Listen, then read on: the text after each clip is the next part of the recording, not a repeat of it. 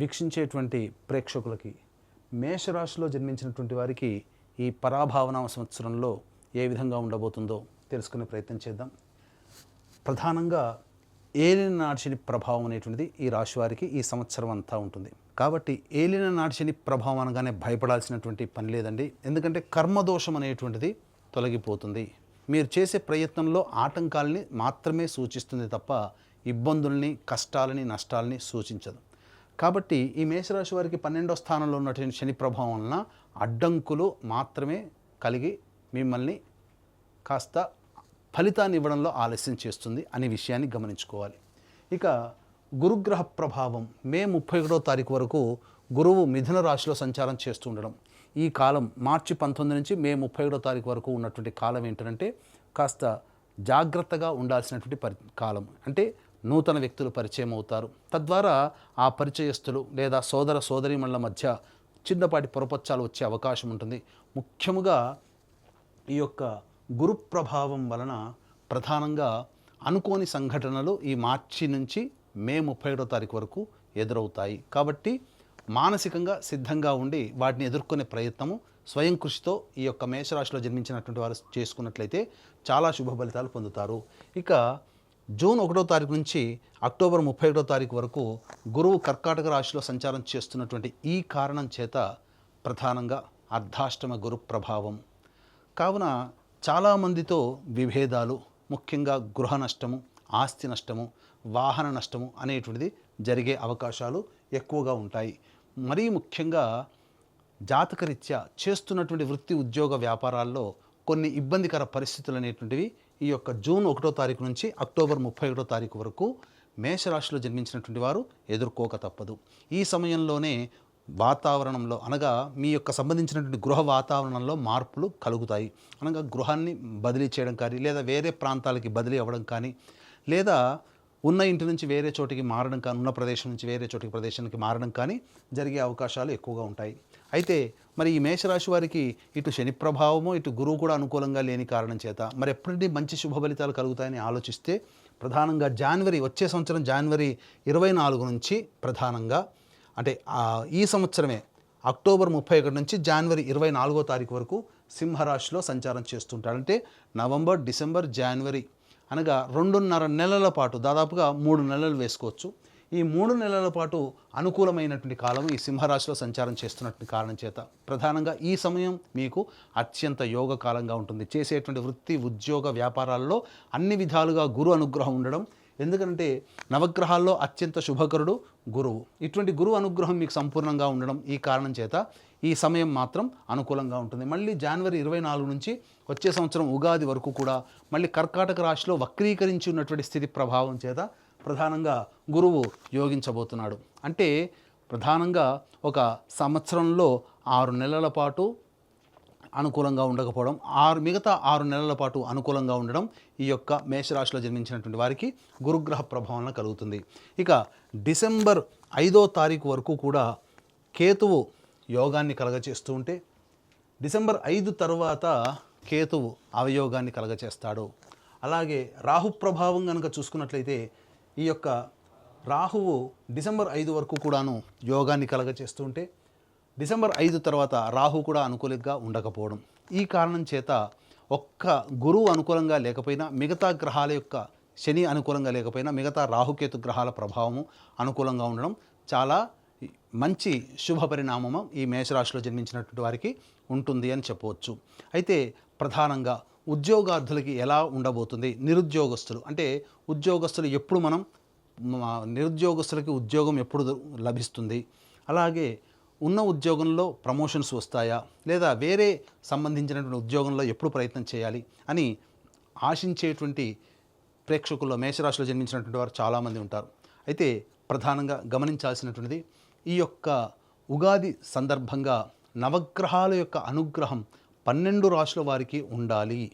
ఎందుకనంటే మనం చేసే ప్రతి పనులలో లాభమైన, నష్టమైన, కష్టమైన, సుఖమైన, ఇబ్బంది అయినా, అనుకూలమైన అన్నీ నవగ్రహాల యొక్క అనుగ్రహంతోనే మనకు కలుగుతాయి.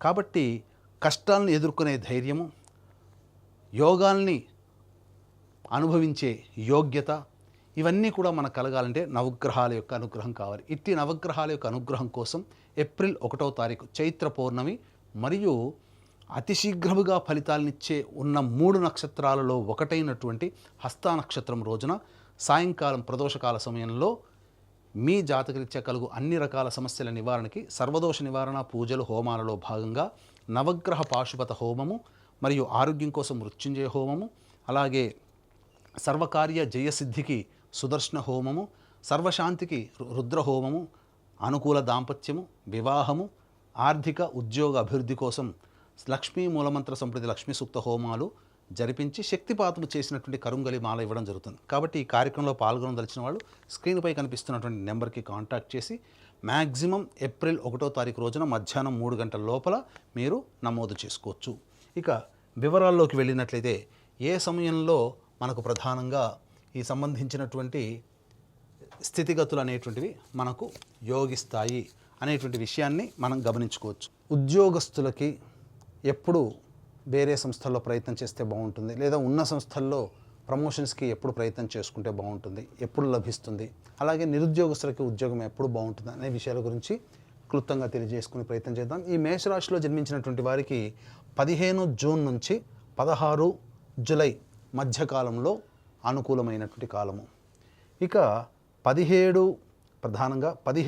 సెప్టెంబర్ నుంచి 17 అక్టోబర్ వరకు ఉన్నటువంటి కాలము ఇది చాలా యోగ్యమైనటువంటి కాలము. ఇక 14 జనవరి నుంచి 13 ఫిబ్రవరి వరకు ఉన్నటువంటి కాలము చాలా అనుకూలమైనటువంటి కాలంగా చెప్పవచ్చు. 14 జనవరి నుంచి 14 మార్చి వరకు, 14 జనవరి నుంచి 14 మార్చి వరకు వచ్చే సంవత్సరం ఇవి ఉద్యోగ సంబంధమైనటువంటి విషయాల్లో నిరుద్యోగస్తులు కానీ వేరే ఉద్యోగం చూసుకోవడం కానీ చాలా అనుకూలమైన కాలము, మీ యొక్క ప్రయత్నం నెరవేరేటువంటి సమయంగా చెప్పవచ్చు. ఇక ప్రధానంగా మేషరాశి వారికి 2 ఏప్రిల్ నుంచి 10 మే వరకు ఉండేటువంటి సమయము ఇటు గురువు అనుకూలంగా లేకపోవడము, కుజుడు కూడా అనుకూలంగా లేకపోవడం వల్ల వృధా ప్రయాసలు, వృధా ప్రయాణాలు, ఖర్చులు అధికంగా ఉండడము, అవమానాలు ఎదుర్కోవడం లాంటివి జరుగుతాయి. ఇక 11 మే నుంచి 19 జూన్ మధ్యకాలంలో మీలో ఉత్సాహం పెళ్ళుబెగుతుంది. అంటే ఏ పని చేయాలన్నా ముందడుగు వేస్తారు. గ్రహం కూడా అనుకూలంగా ఉండేటువంటి సమయం కూడా ఉంటుంది, మిగతా గ్రహాలు. ఈ కారణం చేత ఈ సమయంలో పెద్దల యొక్క సలహాలు సూచనలు పాటించి ఏ ప్రయత్నంలోనైనా ముందడుగు వేస్తే విజయం మీ వంతవుతుంది. ఎందుకనంటే దుందుడుకు స్వభావంతో తొందరపాటు నిర్ణయాలు తీసుకోవడం వల్ల నష్టపోతారు కాబట్టి. ఇక 20 జూన్ నుంచి 1 ఆగస్టు వరకు ఉన్నటువంటి సమయం ఏదైతే ఉందో ఇది కుటుంబం పరంగా చూసుకున్నట్లయితే మీ యొక్క వాక్కుని అమితంగా మాట్లాడుకోవాలి. అనగా అమితంగా కాకుండా మితంగా ఉపయోగించుకోవాలి. మీ యొక్క వాక్కు వల్లనే మీకు సమస్యలు వస్తాయి. చేసే వృత్తి ఉద్యోగ వ్యాపారాలలో ఎదుటివారితో సంయమనం పాటించండి. ఆగ్రహావేశాలకి లోను కాకండి. అలాగే కుటుంబ సభ్యులతో వాగ్వివాదాలకి పనికిరాదు. ఖర్చు అధికంగా ఉంటుంది ఈ సమయంలో. 1 ఆగస్టు నుంచి 17 సెప్టెంబర్ ఈ మధ్యకాలంలో ఏదైతే సమయం ఉందో ఇది అన్ని విధాలుగా సహాయ సహకారాలు ఇతరుల నుంచి పొందుతారు. అలాగే చేస్తున్నటువంటి వృత్తి ఉద్యోగ వ్యాపారాల్లో మీరు ఆశించిన దానికంటే ఎక్కువగా అభివృద్ధిని పొందుతారని చెప్పవచ్చు. న్యాయ సంబంధమైనటువంటి విషయాల్లో మీదే పైచేయి సాధిస్తారు. ఇక 18 సెప్టెంబర్ నుంచి 11 నవంబర్ వరకు ఉన్నటువంటి ఈ సమయం ప్రధానంగా తల్లిగారి ఆరోగ్యం పట్ల శ్రద్ధ వహించాలి.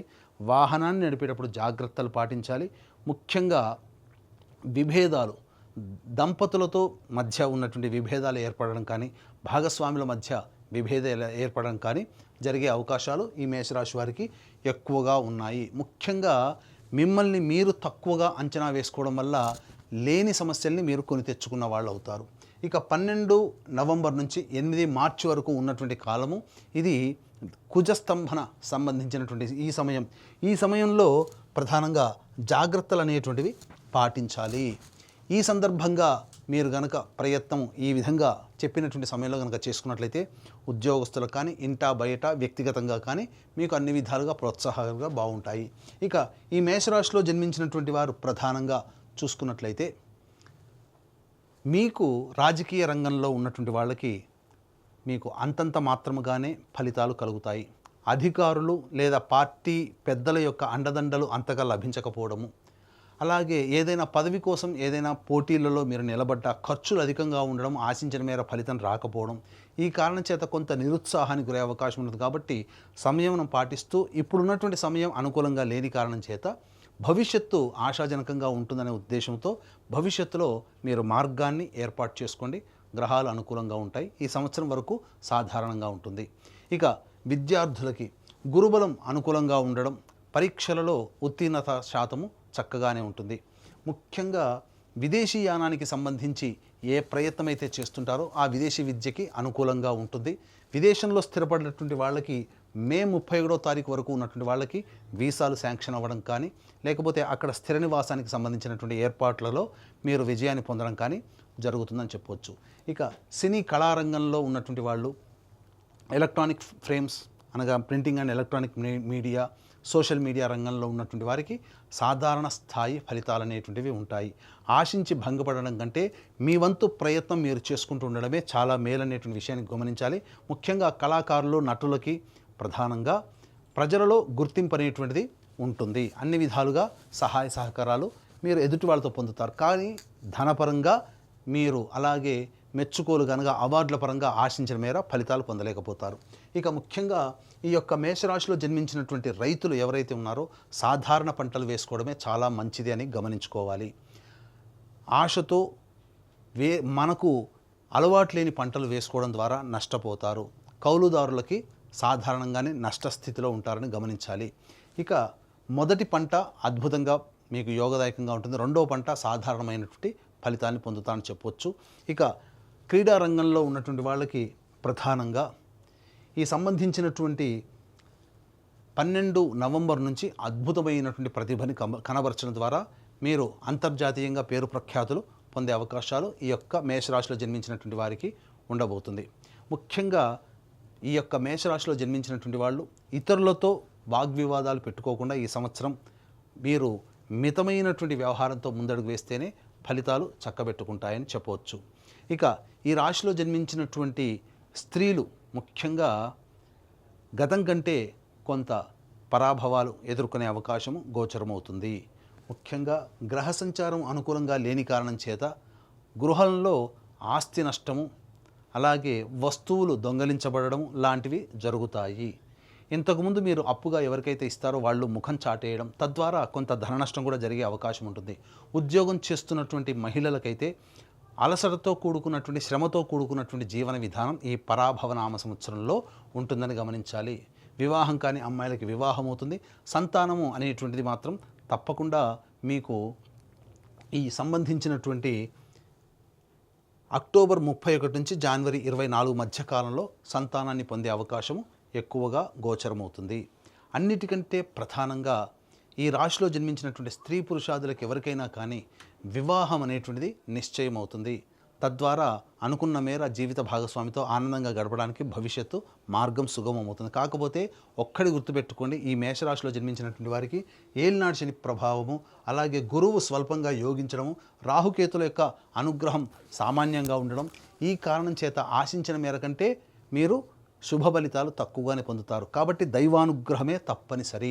కాబట్టి ఈ యొక్క మేషరాశిలో జన్మించినటువంటి వాళ్ళు సమస్యల పరిష్కారం కోసం వీలు కుదిరినప్పుడల్లా శివాలయ సందర్శనం చేసుకోవడం చాలా మంచిది. అర్చనాది కార్యక్రమాలు చేసుకోవాలి.